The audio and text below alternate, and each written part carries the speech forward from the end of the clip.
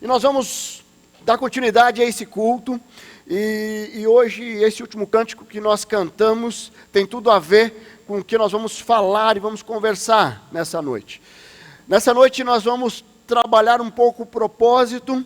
Como é que eu consigo manter o propósito no meio do caos? Como é que eu consigo manter o meu coração alinhado com o coração de Deus no meio do caos? Como é que eu consigo caminhar no meio do caos? Sabe, nos dias atuais, dias de pandemia, muitas pessoas estão perdendo de vista o propósito da vida. Muitas pessoas têm deixado o caos influenciar no relacionamento, o caos influenciar no trabalho, o caos influenciar no ânimo.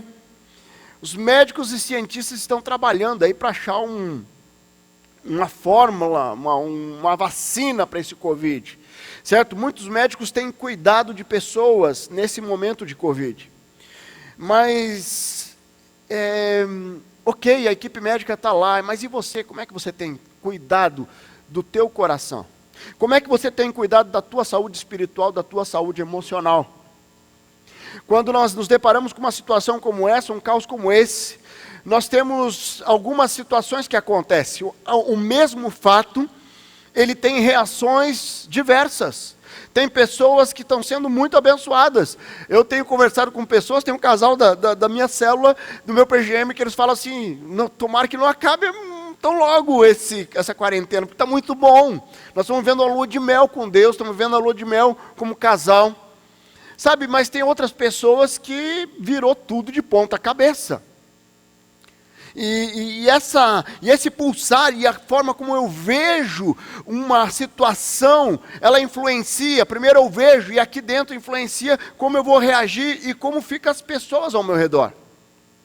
Eu estava ouvindo uma psicóloga essa semana e ela falando de como reduziu o número de crianças no consultório. Ela conseguiu dar alta para várias crianças, porque com a pandemia os pais ficaram em casa e o que a criança estava precisando era olho no olho. E a hora que as crianças começaram a ter os pais em casa, isso trouxe cura, sem precisar passar pelo tratamento que ela tinha já estabelecido na área da psicologia. Que bênção! Mas em contrapartida, tem muitos casais que estão em crise, e que essa pandemia, e que isso gerou um caos, e muitas pessoas na empresa gerou um caos. E você, como é que você tem reagido nesse tempo? Certo? O tema da mensagem de hoje é mantendo o propósito diante do caos. Hoje nós vamos analisar um pouco sobre como nós podemos manter esse propósito. E a minha pergunta que eu faço para você, será que nós estamos vivendo um caos mesmo? Como é que está? Porque o mundo parece que está de cabeça para baixo, não é verdade? Então, quando que nós poderíamos imaginar que não abraçar era um sinal de amor? Sabe você ir lá visitar o vovô e a vovó e dar aquele abraço? Antes, você ir lá e dar aquele abraço era sinal de amor, hoje não mais. Hoje você não ir, você ir e ficar do lado de fora pela janelinha, é um sinal de amor. Nós fizemos uma atividade na sexta-feira passada, que em dias normais, em condições normais, nós não faríamos. Eu, a minha esposa e as crianças, os adolescentes de casa, fomos até a praia, a Matinhos ali, para almoçar. Nós saímos de manhã, chegamos no restaurante lá, tudo cheio de segurança, longe um do outro, almoçamos, pegamos ali, atravessamos o ferryboat ali, saímos do outro lado, paramos o carro, demos uma andadinha na praia de tênis, de calçado, com máscara ali em alguns momentos, entramos no carro e viemos embora. Eu nunca faria isso em tempos normais, mas foi muito bom, nós precisávamos sair um pouco, ver um pouquinho de um ar diferente. Mas o mundo está de cabeça para baixo, está realmente um caos. Sabe, e porque o mundo está dessa forma, muitas pessoas têm perdido o senso de propósito, têm perdido a dimensão da onde eu estou indo, para onde eu estou indo, por que Deus me criou, por que eu estou nessa família, por que eu tenho essa profissão, por que eu estou nessa igreja. E nós precisamos olhar para a palavra de Deus e entender que o propósito que Deus criou para a minha vida, para a sua vida, independe do momento que eu estou vivendo. Independe. E hoje eu quero eu quero olhar para um texto da Bíblia, da Palavra de Deus, que nós já estudamos aqui algumas passagens sobre esse livro, e que dá o nome do personagem principal ali, que é Neemias. Neemias foi um homem que ele entendia o propósito de Deus, e ele foi chamado por Deus para dar um passo de fé no momento de um grande caos, aonde Jerusalém estava destruída, onde aquele povo tinha perdido completamente o propósito. E de repente Neemias, ele é chamado por Deus, ele é desafiado por Deus a ir lá e fazer uma reconstrução do muro, mas não era só o muro que ele precisava reconstruir. Ele precisava reconstruir a autoestima daquele povo, ele precisava reconstruir a vida espiritual daquele povo, ele precisava reconstruir a vida emocional daquele povo. Queridos, essa pandemia vai passar, vai chegar um tempo que nós vamos estar todos reunidos aqui na igreja, todo mundo adorando ao Senhor, sem máscara, podendo abraçar, eu não sei se o pessoal vai voltar a abraçar como abraçava antes, isso não tem como garantir, porque muita gente está muito receoso, muita gente está muito, sabe, tem pessoas que estão com toque, é álcool gel, eu sonho lá, álcool gel, sabe, as pessoas estão meio malucas. Então eu cheguei aqui com a máscara do Flamengo, já encontrei um colega aqui com a máscara do Flamengo também, que bênção, nós estamos aqui vibrando porque estamos com a máscara do mesmo time, já não é mais a camisa, agora é a máscara, um tempo diferente, mas sabe, quando nós olhamos para a vida de Neemias, nós olhamos ali para o povo de Israel, existia um caos instalado, existia um momento de isolamento, Neemias estava isolado, porque ele estava longe do povo dele, ele estava longe da família dele, ele estava longe e estava num lugar até pouco confortável, estava trabalhando com o faraó, mas ele estava longe, e de repente Deus desafia ele a reconstruir um muro, e nós já tantas vezes já pregamos sobre isso, já falamos sobre isso, mas eu quero hoje olhar para esse texto, olhar para o capítulo 4 de Neemias, e tentar identificar como é que Neemias reagiu diante do caos, sem perder o propósito, o senso de missão dele. E nós vamos olhar ali quem era o povo de Israel. O povo de Israel eram os filhos de Deus. Lá em Êxodo 4, 22, ele vai dizer lá, depois diga ao faraó, que assim diz o Senhor, Israel é o meu primeiro filho. Então quando nós olhamos, Israel era filho de Deus. Mas quando nós vamos lá para o capítulo 1 de Neemias, ele vai falar que esse povo, que era filho de Deus, estava sendo humilhado, estava sendo maltratado, estava lá abandonado, estava no exílio, estava preso, tinham saído do exílio, mas estavam ali num ambiente destruído e sendo oprimido. O que aconteceu? Porque quem nasce para ser filho, é filho. O povo de Israel tinha perdido o propósito. Deus criou eles, Deus elegeu eles, o povo de Israel para ser filhos. É a família de Deus, é o povo de Deus. Mas de repente, fruto da desobediência, é verdade, eles perdem tudo, caem os muros, caem tudo e destroem Israel. E nesse momento Neemias, como um israelita, ele vê os irmãos dele havia perdido o propósito, ele começa a trabalhar na reconstrução do muro, mas também começa a trabalhar no coração daquele povo. Então nesse momento, que Deus levantou Neemias, e ele faz a diferença ali, certo? Como é que você está vivendo nesse caos? De repente, essa pandemia, ela somente potencializou aquilo que já estava acontecendo na sua vida, certo? De repente, essa pandemia, ela simplesmente revelou algo que você estava vivendo. De repente, você estava fora do teu propósito, e essa pandemia, Deus quer te trazer. Por que Deus te criou? É muito mais do que ser aquele bambambam da empresa. É muito mais do que ser aquela pessoa que vai viver uma religiosidade. O propósito de Deus para a sua vida é muito maior. E se você perdeu o seu propósito por algum motivo, eu quero te desafiar hoje a colocar o teu coração diante do Pai, a você alinhar o teu coração diante de Deus e deixar Deus continuar falando ao teu coração. Porque quando Deus criou você, desde o ventre da sua mãe, Ele sonhou, e sonhou alto. Eu creio que Deus não sonhou nada muito medíocre para cada um de nós.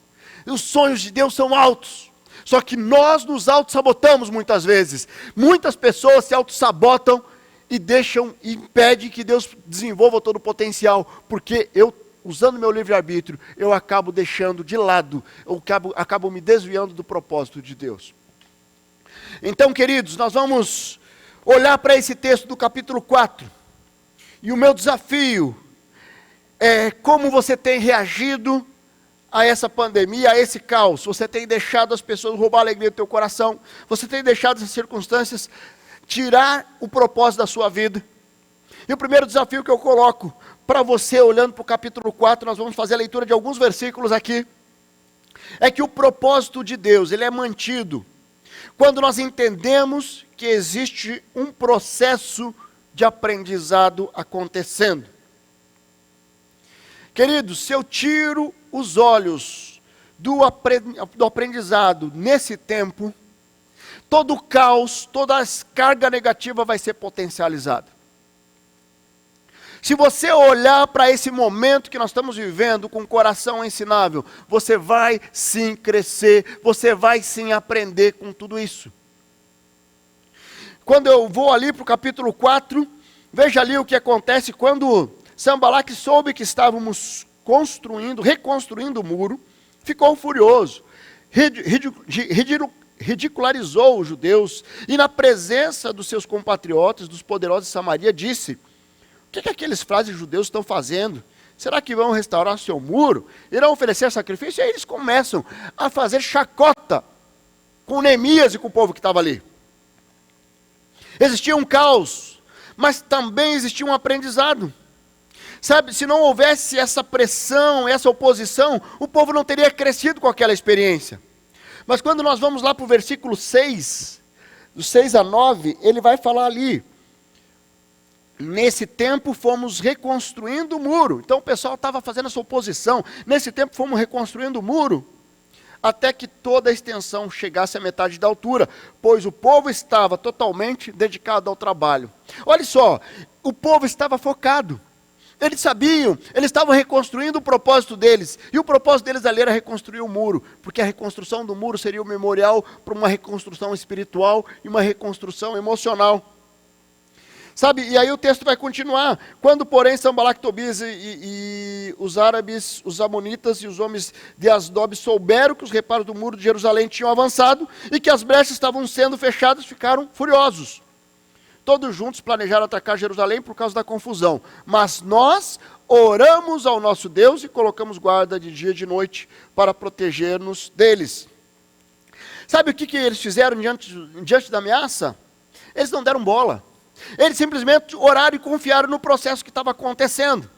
Eu quero te dizer que você precisa olhar para o teu propósito, independente do que está acontecendo. Você não pode potencializar essa carga negativa. Você precisa olhar para o teu coração, entender que tem um Deus que nunca perde o controle, um Deus que continua no controle da história. Sabe, e eles intencionalmente se protegeram, então eles trabalharam duas dimensões ali. Quando eu entendo esse processo de aprendizado que ele está acontecendo, eu não me deixo ser paralisado. Como é que você pode, nesse tempo, crescer com o aprendizado que Deus está colocando para você? Tem muita gente que está aprendendo a ser marido agora nesse tempo. Tem muita gente que está aprendendo a ser esposa nesse tempo. Tem muitos pais que estão aprendendo a ser pais nesse tempo.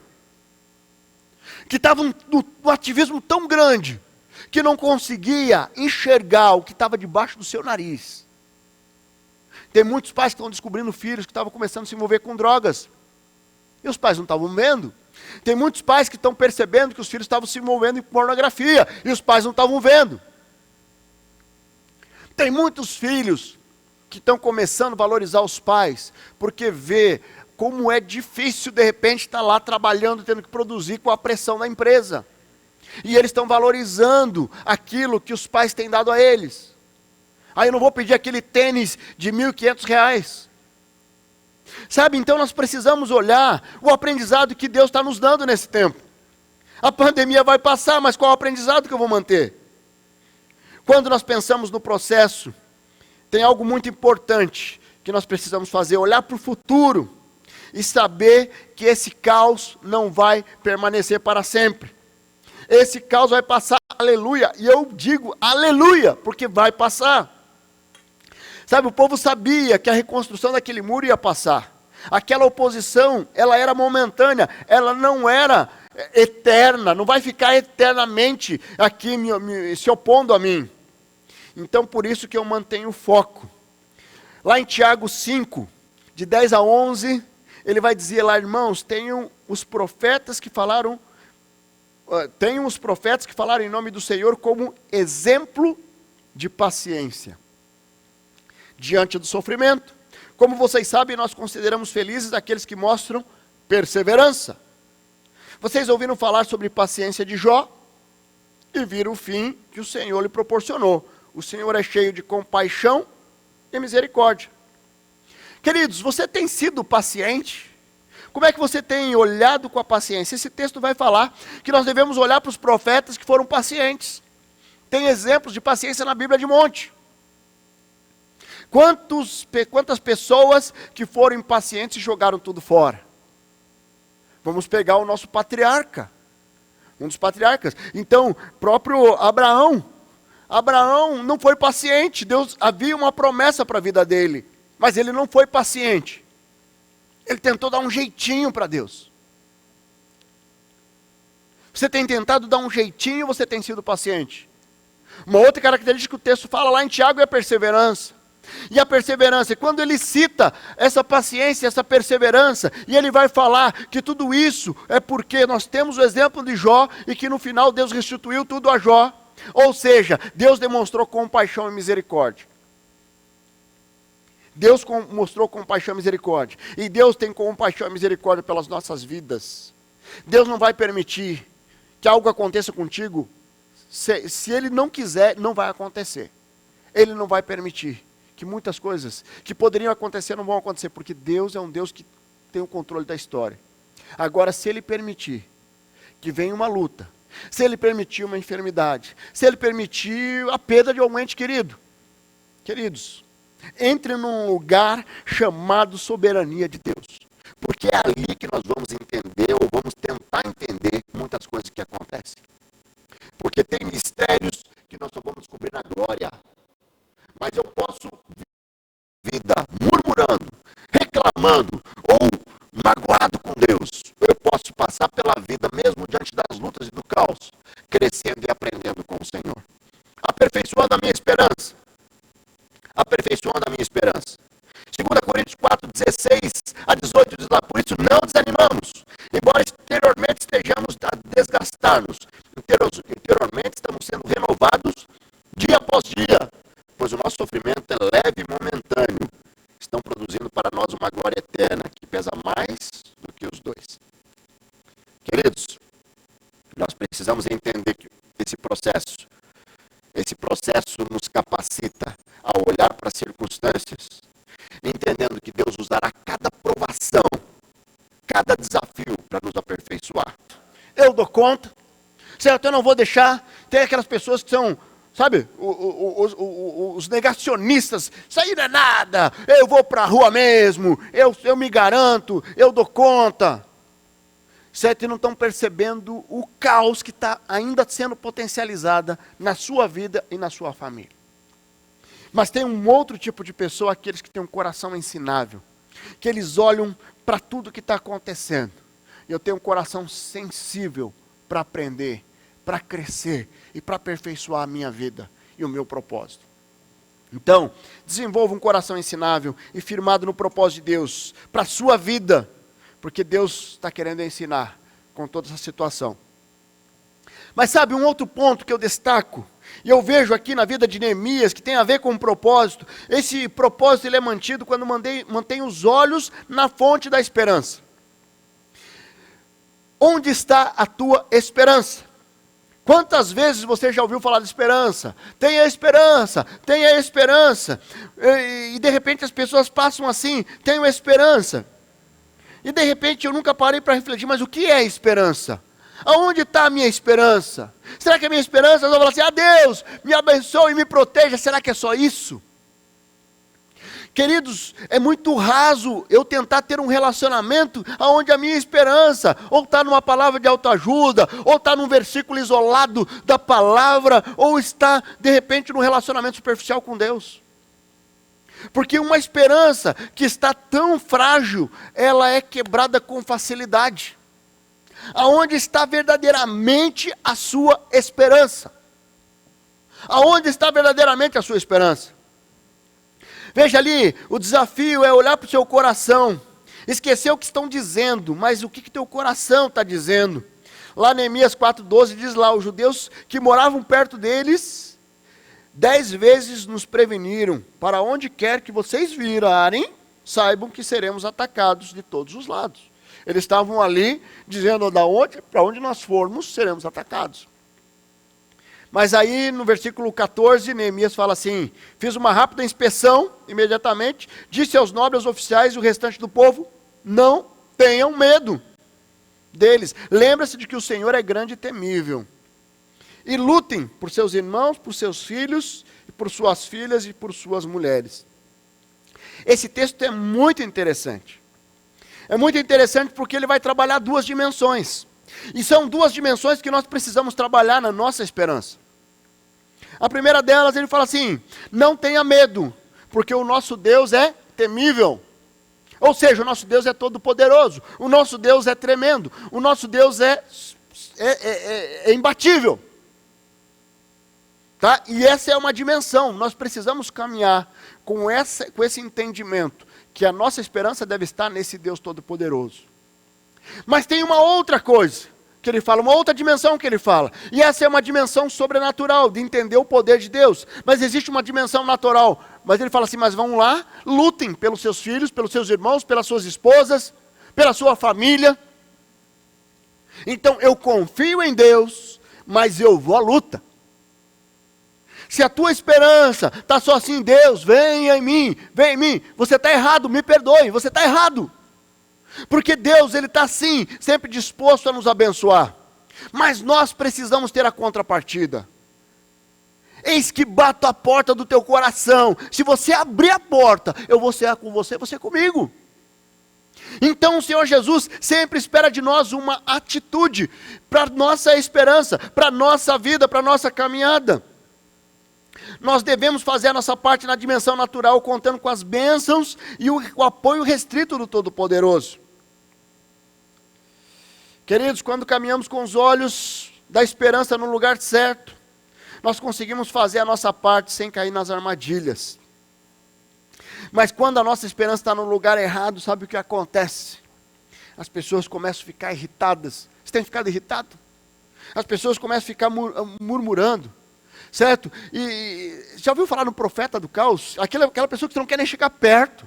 Porque você chega e já viu quantas pessoas morreram, quantos não sei o quê, porque fulano, porque ciclano. E aí ele começa, eu não estou dizendo para você negar a realidade, eu não estou dizendo isso.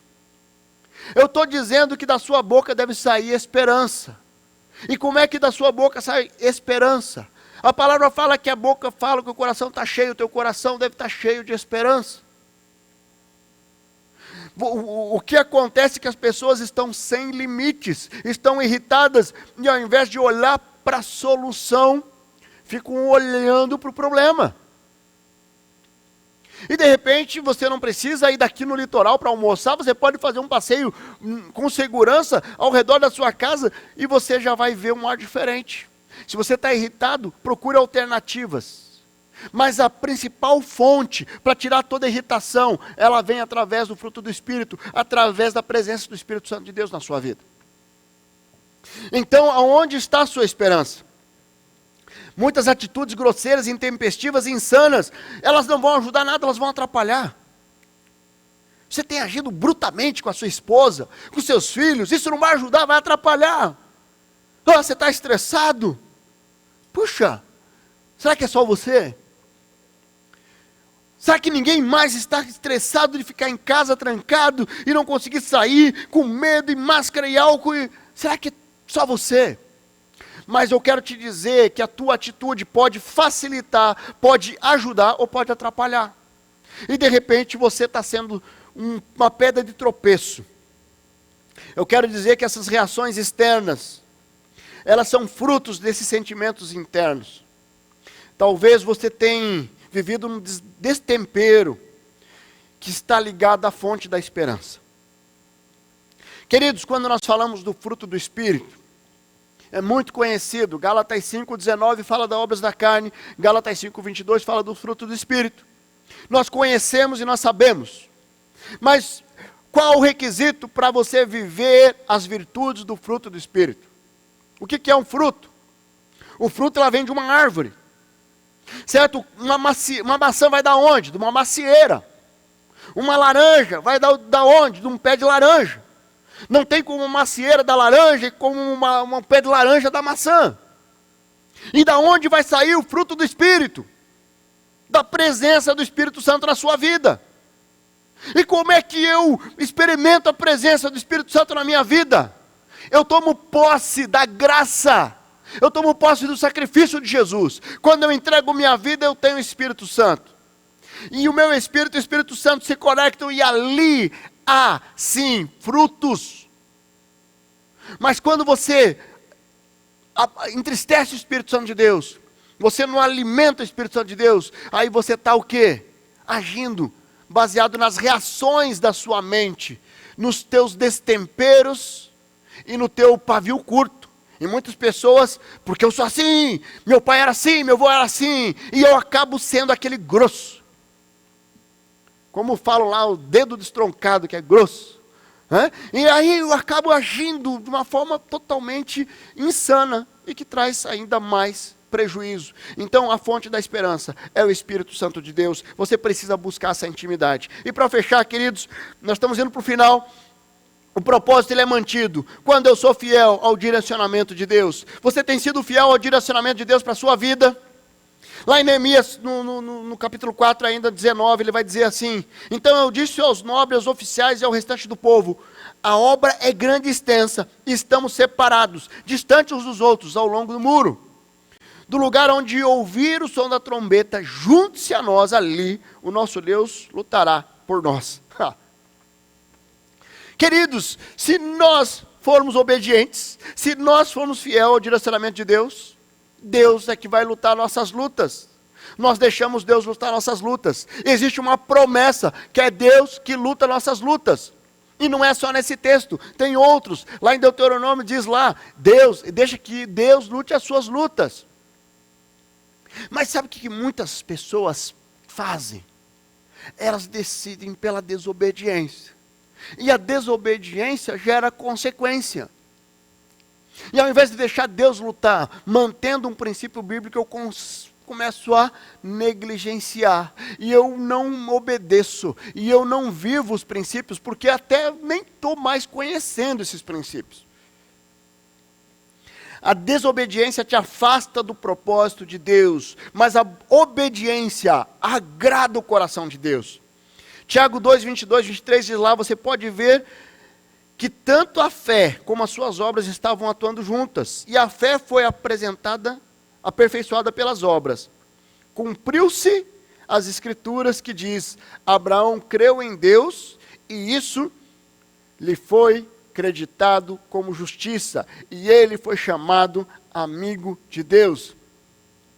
Queridos, olhe só.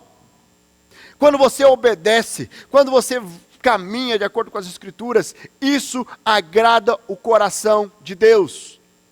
Você tem agradado o coração de Deus. Você tem, lá em Hebreus diz lá que sem fé é impossível agradar a Deus.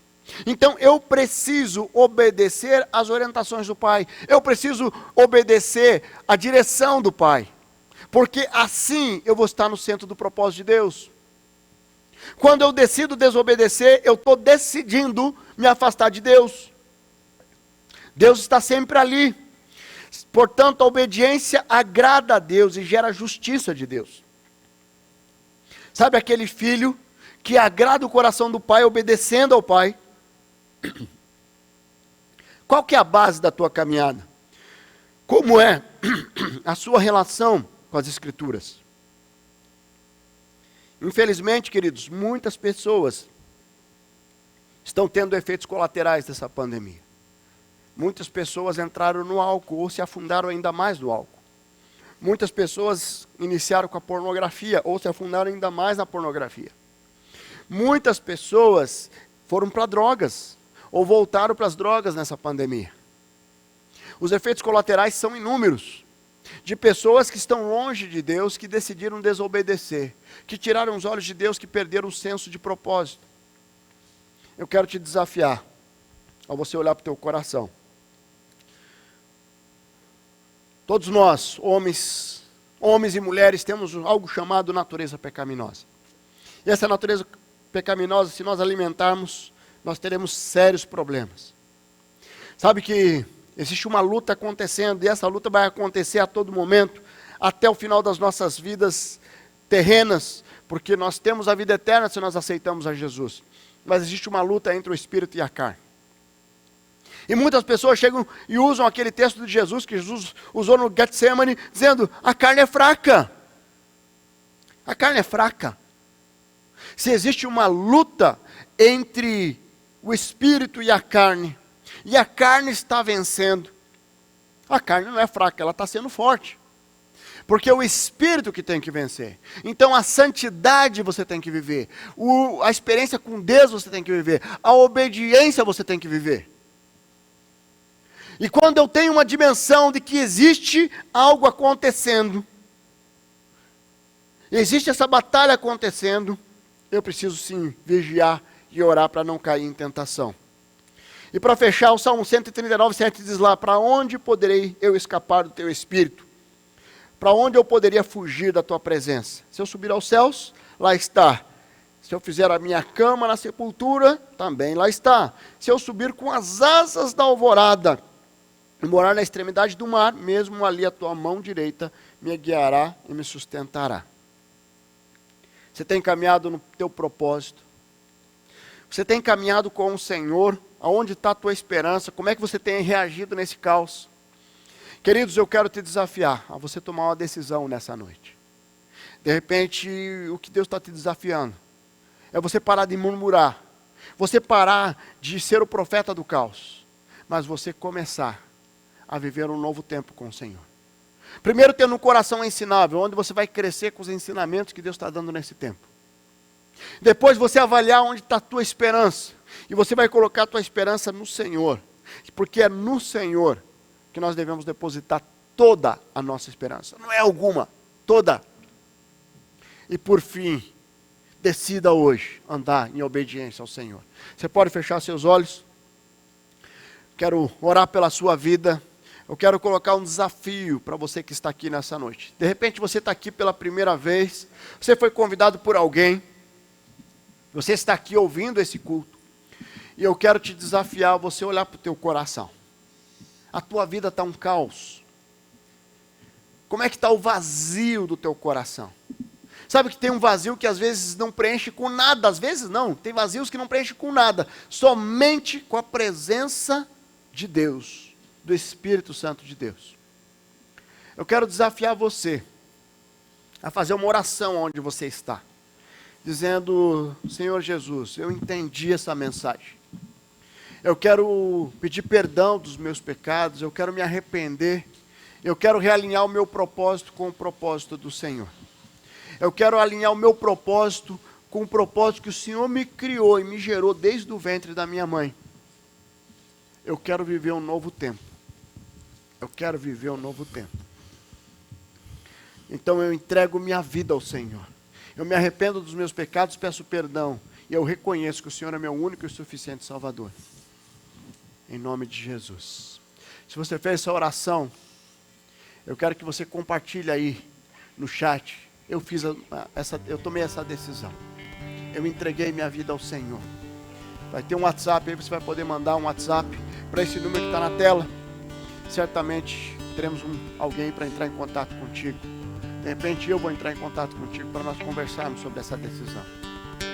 Mas eu quero também conversar com você que de repente Deus falou ao teu coração através dessa mensagem. Eu não sei o que Deus falou, mas o caos instalado na sua vida te tirou do centro. Trouxe um abalo emocional, um abalo espiritual. Eu quero te desafiar ao você colocar o teu coração diante de Deus agora também, dizendo, Deus, eu quero entregar essa área da minha vida. Eu quero retornar ao equilíbrio emocional. Eu quero retornar ao equilíbrio espiritual. Eu quero retornar ao propósito. Porque esse caos que foi instalado no mundo, ele não é suficiente para me afastar do Senhor, do propósito que o Senhor tem para mim. Vamos orar. Deus amado, muito obrigado por tudo que estamos vivendo nessa noite. Nós sabemos que o Senhor é um Deus que nos gerou e nos gerou com um propósito. Nós somos gratos ao Senhor porque nós podemos olhar para a palavra do Senhor e tantos textos, tantos ensinamentos que nos ensinam a olhar e andar em direção ao Senhor, com um senso de missão, se aproximando, vivendo na intimidade com o Senhor. Deus, o desejo do meu coração é que todas as pessoas que estão aqui conosco, se tem alguém que está resistindo de entregar hoje a vida ao Senhor, porque acha que crente é um bando de bitolado, eu quero quebrar essa mentira, eu quero pedir a bênção do Senhor, repreender essa tentativa de Satanás em tentar plantar uma mentira na mente dessas pessoas, que nós possamos ver o Espírito Santo do Senhor queimando no coração, que possamos ver o agir do Senhor na vida dessas pessoas. Deus, esses irmãos e irmãs que hoje estão dizendo assim, eu preciso abandonar essas áreas, essas inconsistências da minha vida, eu preciso retornar ao meu propósito. Deus abençoa, Senhor. Nós pedimos aqui libertação da pornografia, libertação da droga, libertação do álcool, totalmente. Tira todo o racionalismo. Eu bebo socialmente, é mentira de Satanás. Nós precisamos chegar com o coração íntegro diante do Senhor, com o coração leve, para que Deus faça tudo o que Ele quer fazer na tua vida, na minha vida, nas nossas vidas. Abençoa, Deus, traz libertação nessa noite, traz restauração nessa noite, relacionamentos, restaura, Senhor, tira toda a ansiedade, tira todo o medo, tira tudo aquilo que atrapalha o fluir do Espírito Santo do Senhor na vida dessas pessoas que estão aqui conosco. Eu os coloco diante do Senhor, peço a bênção do Senhor em nome de Jesus. Amém, amém.